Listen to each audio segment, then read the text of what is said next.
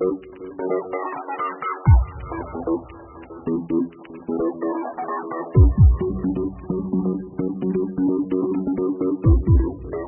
រងមេរៀនសិក្សាភាសាអង់គ្លេសសម្រាប់ទំនាក់ទំនងការងារ English for Business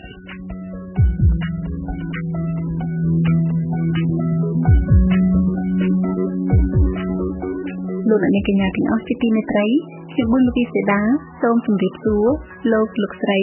និងសួស្តីក៏យ៉ាងមិត្តអ្នកស្ដាប់ទាំងអស់ជាថ្មីម្ដងទៀតក្នុងកម្រងកម្មវិធីសិក្សាភាសាអង់គ្លេសសម្រាប់ទំនាក់ទំនងការងារ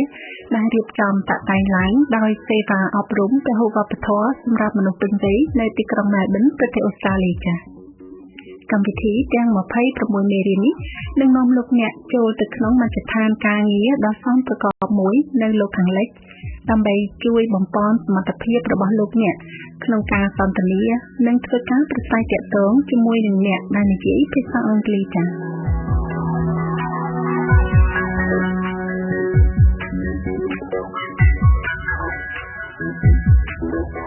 មេរៀនទី25នៅឯអាកាសយានដ្ឋាន Lesson 25 at the airport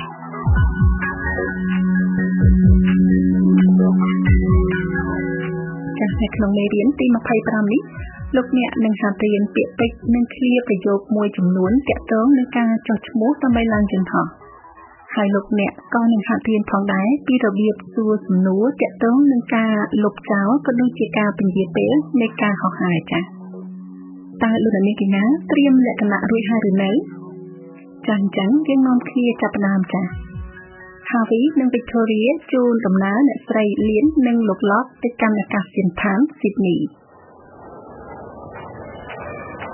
Passengers are reminded not to leave baggage unattended. សូមលោកស្រីនិងអ្នកកញ្ញាទាំងអស់មេត្តាកុំដើរចោលវ៉ាលីរបស់ខ្លួន Oh, the queue is very long. អូមានអ្នកដំណើរច្រើនណាស់ឈរតម្រង់ជួររងចាំចុះឈ្មោះYou can check in at the business class over there. លោកអ្នកស្រីអាចអញ្ជើញទៅចុះឈ្មោះក្នុងបញ្ជីតាមជើងយន្តហោះថ្នាក់ចំនួននៅទីនោះក៏បាន Oh, of course. Thank you. អូមែនហើយសូមអរគុណ Hello. How are you? Could I see your tickets and passports, please? Thank you. ជំរាបសួរលោកអ្នកទាំងពីរសុខសប្បាយជាទេចា៎តើខ្ញុំអាចសូមមើលសម្បត្តិយន្តហោះនិងលិខិតឆ្លងដែនរបស់លោកនិងអ្នកស្រីបានទេចា៎សូមអរគុណ How many pieces? តើលោកមានវ៉ាលីប៉ុន្មានដែរ 4. មាន Place them on the scales, please. អញ្ចឹងសូមលោកជួយលើកវ៉ាលីដាក់លើជញ្ជីងនេះមក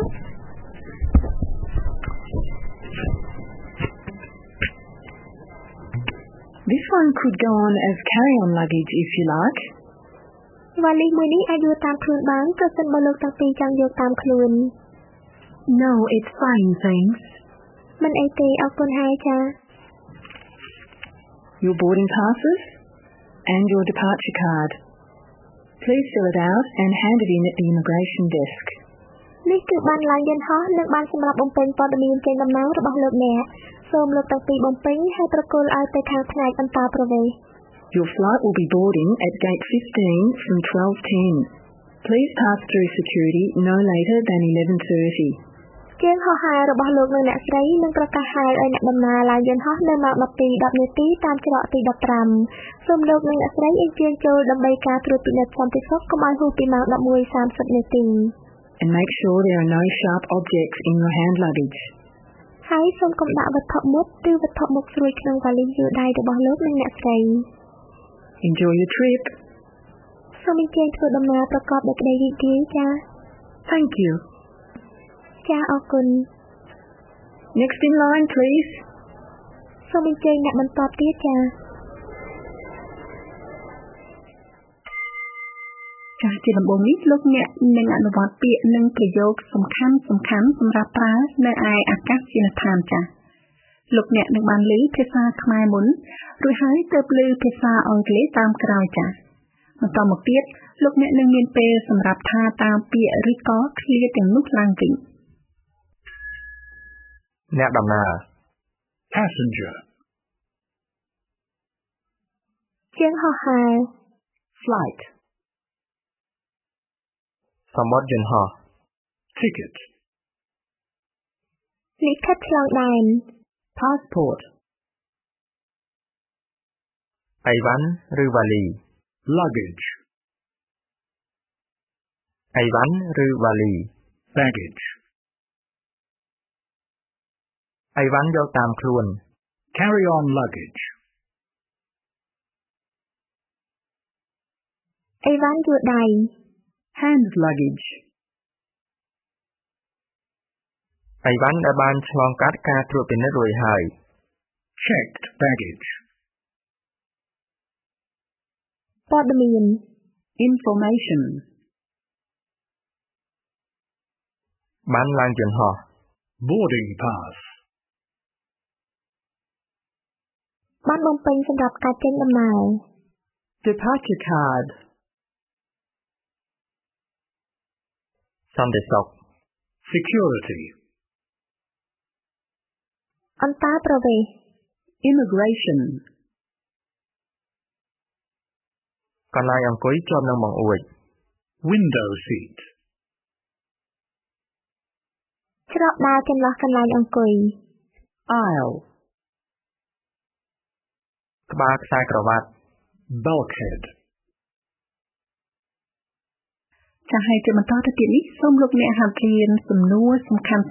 សម្រាប់សាកសួរព័ត៌មាននៅឯអាកាសយានដ្ឋានប្រចាំប្រទេសនិងកន្លែងចុះបញ្ជីចេញដំណើរចា៎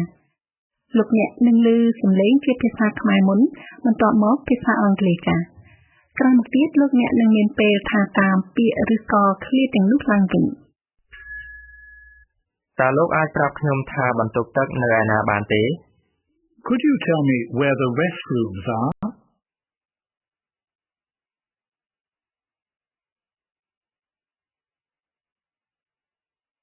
តើលោកអាចណែនាំខ្ញុំបានទេថាផ្លូវណាមួយទៅកាន់ច្រកហោះហើរអន្តរជាតិនេះ Could you direct me to international departures, please?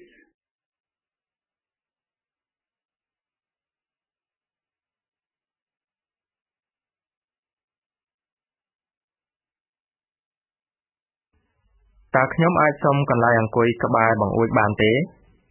Could I have a window seat, please?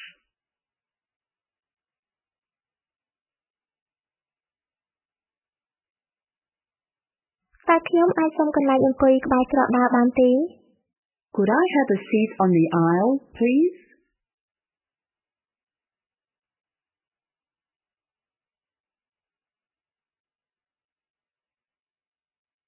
តើយើងនឹងឡើងយន្តហោះនៅម៉ោងប៉ុន្មានដែរ What time will we be boarding?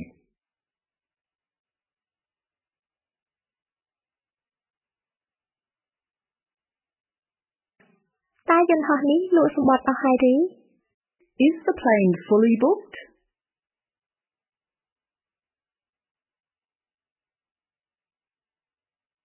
ចាហើយនេះជាសំណួរដែលលោកអ្នកក៏បីធ្វើការហាត់សាកល្បងចា តើខ្ញុំអាចសុំយកកន្លែងអង្គុយក្នុងជួរដែលគ្មានអ្នកដំណើរអង្គុយបានទេ Would it be possible to have a seat in an empty row?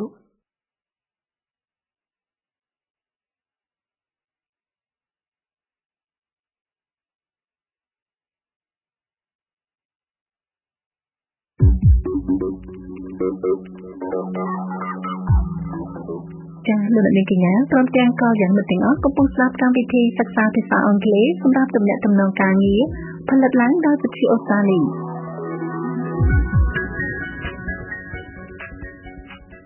មេរៀនទី25នៅឯអាកាសយានដ្ឋាន Lesson 25 at the airport.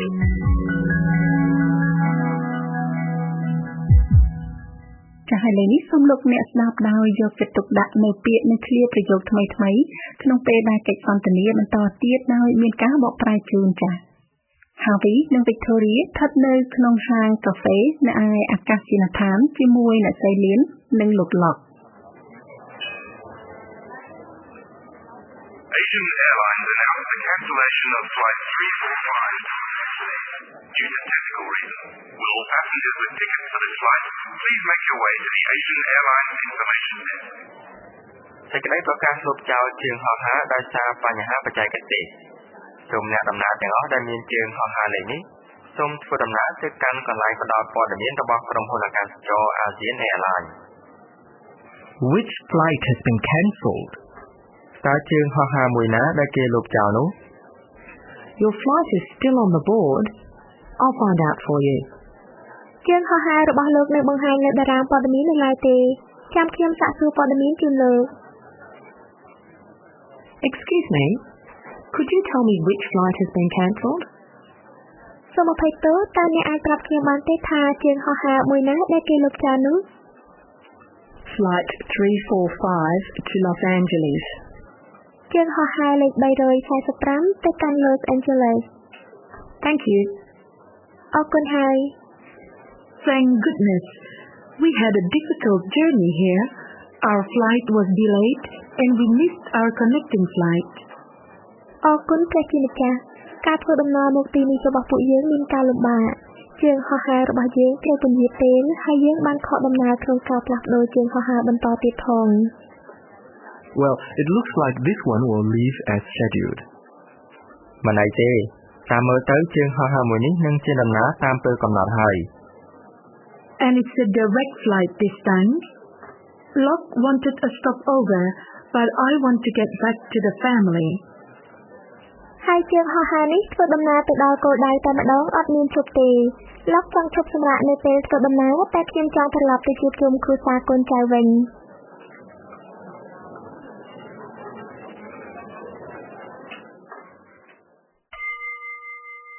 លោកអ្នកនាងកញ្ញាឥឡូវនេះយើងនឹងហាត់រៀននៅពាក្យនិងប្រយោគមួយចំនួនដែលទាក់ទងនឹងការហោះហើរព្រមទាំងបញ្ហាមួយចំនួនទៀតដំបូងលោកអ្នកនឹងបានឮជាភាសាខ្មែរបន្ទាប់មកជាភាសាអង់គ្លេសចា៎លោកអ្នកនឹងមានពេលថាតាមពាក្យនិងឃ្លាប្រយោគជាភាសាអង់គ្លេសទាំងនោះតារាងពេលវេលា Schedule. ការផ្លាស់ប្ដូរជើងហោះហើរបន្ត Connecting flight. ជើងហោះហើរទៅដល់គោលដៅតែម្ដងដោយអត់មានឈប់ Direct flight. ការឈប់សម្រាកនៅពេលធ្វើដំណើរ Stopover. ការពន្យាពេល Delay. ការលុបចោល Cancellation. អ្នកបកប្រែភាសា Interpreter. ស្ថានភាពអាកាសធាតុ Weather conditions.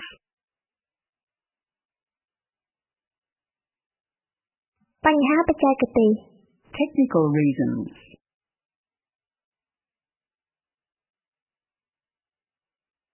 សក្ខីប័ត្រលើកទឹកចិត្ត Complimentary voucher.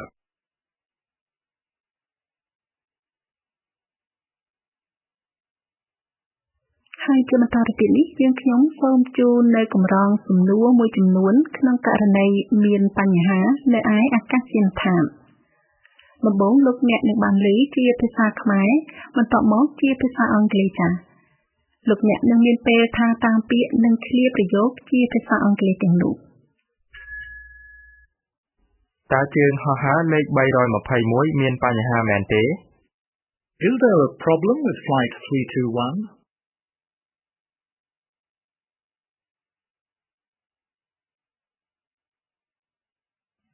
សូមអភ័យទោសតើជើងហោះហើរមួយណាដែលគេលុបចោលនោះ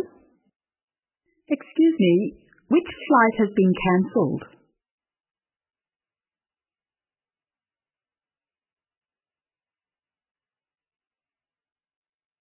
តើយើងនៅតែអាចធ្វើដំណើរទៅទាន់ជើងយន្តហោះដើម្បីបដូរយន្តហោះបន្តដំណើររបស់យើងឬទេ Will we still make our connecting flight?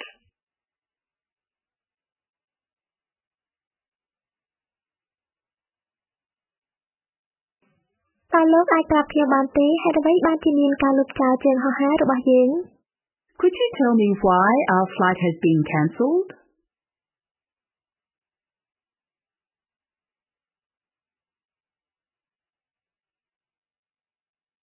តើពេលណាទើបមានជើងហោះហើរបន្ទាប់ទៀត When is the next available flight?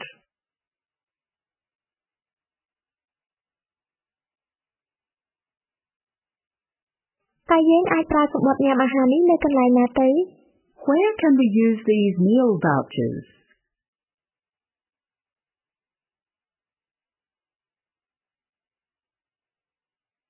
តើខ្ញុំអាចសុំសម្បត្តិសម្រាប់ការស្នាក់នៅសន្តាគារដោយឥតគិតថ្លៃបានទេ Could I have a hotel voucher, please?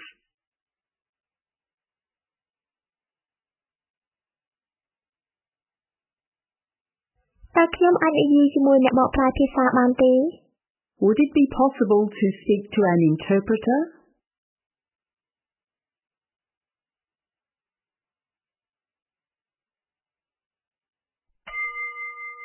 ចា៎ហើយឥឡូវនេះខ្ញុំសូមជូនព័ត៌មានតូចមួយអំពីអាកាសយានដ្ឋាននៅអូស្ត្រាលីចា៎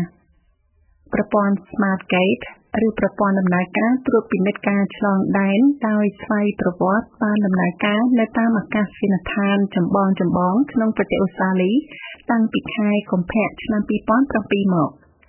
ជាមួយនឹងបច្ចេកវិទ្យាថ្មីនេះអ្នកដំណើរទាំងអស់ដែលកាន់លិខិតឆ្លងដែនអេឡិចត្រូនិក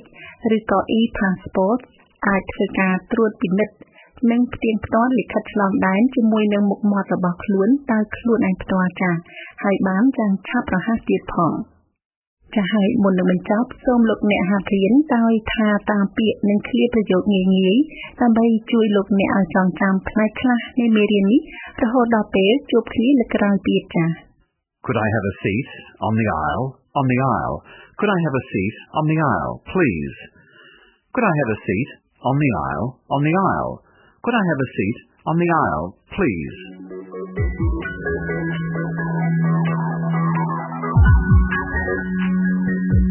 លោកស្រីនិងប្រិយមិត្តទាំងអស់ជាទីមេត្រី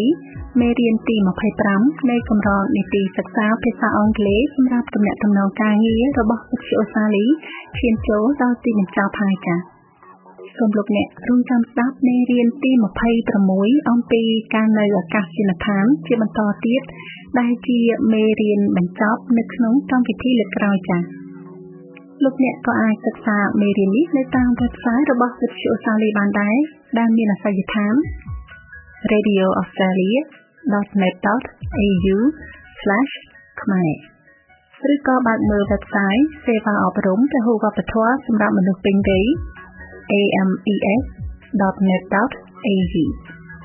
ខ្ញុំបុលវិសេដាសូមលាមួយរយៈសិន